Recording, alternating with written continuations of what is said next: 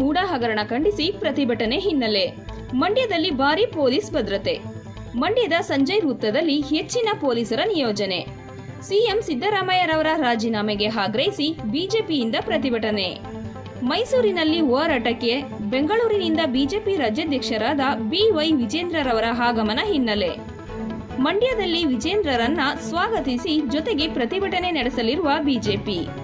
ಹೀಗಾಗಿ ಸಂಜಯ್ ವೃತ್ತದಲ್ಲಿ ಹೆಚ್ಚಿನ ಪೊಲೀಸರ ನಿಯೋಜನೆ ಅಲರ್ಟ್.